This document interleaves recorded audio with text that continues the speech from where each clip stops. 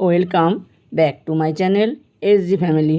জয় শ্রীকৃষ্ণ, রাধে রাধে বলে চলে এলাম একটা নতুন সকাল নিয়ে তোমাদের কাছে। তো বন্ধুরা, সবাইকে জানাই গুড মর্নিং, শুভ সকাল। তার সাথে সবাইকে জানাই অনেক অনেক শুভেচ্ছা, অনেক অনেক অভিনন্দন। তো বন্ধুরা, আজকে আর কোনো গল্প বা কোনো কাহিনী নিয়ে আসিনি, আজকে একটা ছোট্ট রেসিপি নিয়ে এসেছি। তো আমি গ্রামে গিয়েছিলাম, ওখানে রান্নার কোনো তাড়া ছিল না, তো সেই জন্য আমি কটা ভিডিও বানাতে পেরেছি। তো এখন আমি আজকে বানাচ্ছি ঝিঙে। এটা ঝিঙে কি সেটা বুঝতে হবে। তো পোস্ত না পোস্তর মতো অন্য কিছু। তো দেখো, কড়াইয়ে তেল দিয়েছিলাম আর তার সাথে কটা কালো জিরে দিয়েছিলাম, আর ঝিঙেগুলো ডুমো ডুমো করে কেটে রেখেছিলাম, ধুয়ে রেখেছিলাম। এখন তেলটা গরম হতে কালো জিরে আর তেল গরম হতে ঝিঙেগুলোকে দিয়ে ফেলেছি কড়াইয়েতে। তো কড়াইয়ে একটু নেড়ে চেড়ে নরম করে নেব, একটু নুন দেব, তাহলে ঝিঙেটা তাড়াতাড়ি নরম হয়ে যাবে। তো ঝিঙে অনেক কিছু দিয়েই খাওয়া হয়, পোস্তটা তো মাস্ট, সুন্দর খেতে লাগে ঝিঙে পোস্ত। তো আজকে আমি ঝিঙে পোস্ত করছি না, ওই সাদা তিল হয় না। আর একদিকে দেখো ভাত বসিয়েছি, ছোট্ট হাঁড়ি। আমরা দুজন, আমরা মা আর মেয়ে এখন আছি, সেই জন্য ছোট্ট হাঁড়ি। তো ঝিঙে পোস্ত হয়, সেটা সবাই জানো, খেতেও খুব সুন্দর লাগে। আজকে আমি ঝিঙে পোস্ত করছি না, ওই সাদা তিল আছে না, ওই সাদা তিল পোস্তর মতনই দেখতে, কেউ বুঝতেই পারবে না না বললে যে এটা পোস্ত না তিল। এই দেখো তিলটা বেটে রেখেছি। এখন অনেক দিন যাবৎ যাওয়া হয়, গ্রামে যাওয়া হয় না, তো ওখানে মিক্সিটা ছিল, মিক্সিটা যে চালু করেছি, মিক্সিটা গেল গিয়ে একটা কোয়েল কেটে গেল।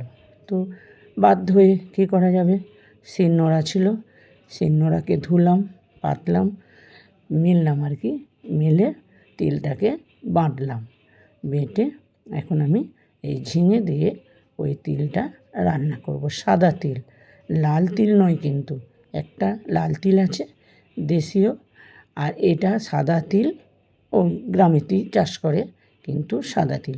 আগে কিন্তু অনেক আগে এই সাদা তিলের কিন্তু চাষ ছিল না, ওই লাল তিলই যে যেমন মতো যখন যেটা দরকার খাওয়া হয়েছে। তো এখন সাদা তিল অনেক দিনই উঠে গেছে, তো খেতেও ভালো লাগে। সব সময় না, পোস্ত যেমন সব সময়তেই খারাপ লাগবে না, তিল মাঝে মধ্যে ভালো লাগে। তবে আগে মানুষ বলতো যে তিল নাকি খেলে অম্বল করে, এখন বলছে না, সাদা তিল শরীরের পক্ষে খাওয়া ভালো। তো আমরা অনেক কিছু জানতাম, হয়তো সেগুলো মনে হতো, আগেকার মানুষ বলতো যে তিল, তার মানে কি তিলের তো কম দাম ছিল সে কারণে, আর তিলের টেস্ট আর পোস্তর টেস্ট আকাশ পাতাল, সে কারণে মানুষ অনেক কিছু নিজে নিজে বানিয়েই বলে দিত হয়তো। তারপরে ওই যোগা কেন্দ্র থেকে বা ওই যোগার টিপসগুলো পড়লেই দেখতে পাই, শুনতে পাই যে সাদা তিল কিন্তু শরীরের জন্য ভালো, ক্ষতি মোটেও না। দেখো, গল্প করতে করতে ঝিঙেগুলো আমি নুন দিয়ে কষিয়ে নরম করে ফেলেছি। তো এরপর আমি আরেকটু নরম করে নেব, এতে তো বেশি জল লাগবে না, ঝিঙে নুন দিয়ে আর কষলি জল বেরিয়ে ঝিঙেটা নরম হয়ে যায়। আর একটু ছোটো ছোটো করে কাটলেও হতো, তো আমি একটু সামান্য জল দেব।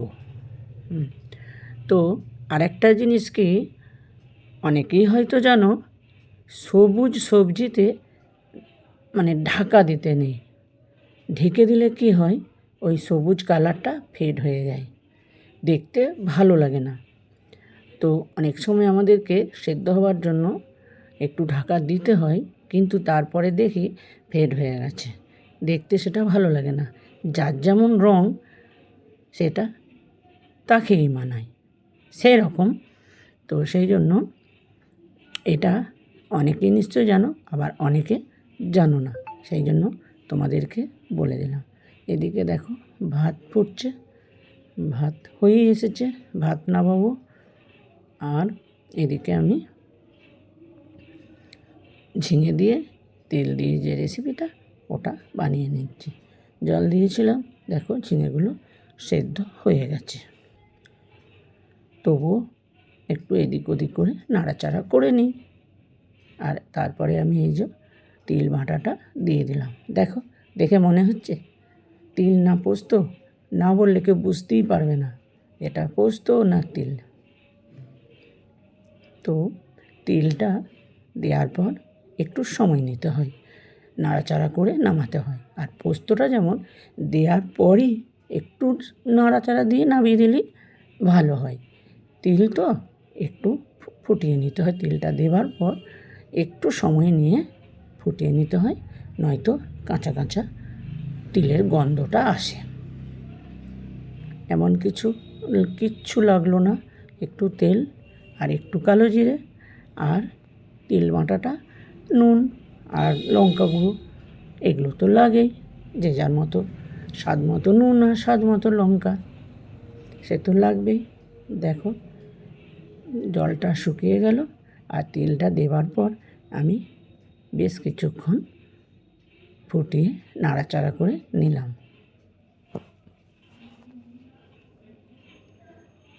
এরপর আমার নামাবার সময় হয়ে গেছে। তো বন্ধুরা, এই তিল দিয়ে ঝিঙে দিয়ে রেসিপি তোমরাও বাড়িতে বানিয়ে খেয়ে দেখো, ভালো লাগবে। কোনো দিন কামনো যে সব সময় আমরা মানে দামি দামি জিনিস খেয়ে থাকি, তা সব সময়ের জন্য ভালো নয়।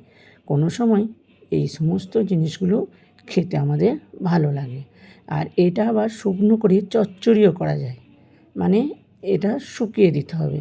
ওই জলটা আমি একটু দিলাম, জলটা দেওয়া চলবে না, শুকনো শুকনো করে চচ্চড়িও করা যাবে, সেটা একটু মিষ্টি দিতে হবে। এটাও কিন্তু হয়, খুব ভালো লাগে খেতে। তো বন্ধুরা, আজকে আমার ঝিঙে দিয়ে তেল দিয়ে রেসিপি এইখানেই শেষ করলাম।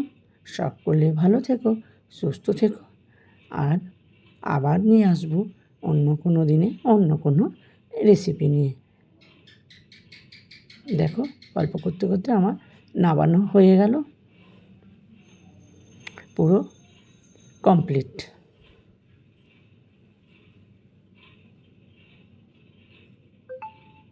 আজকে এই পর্যন্তই।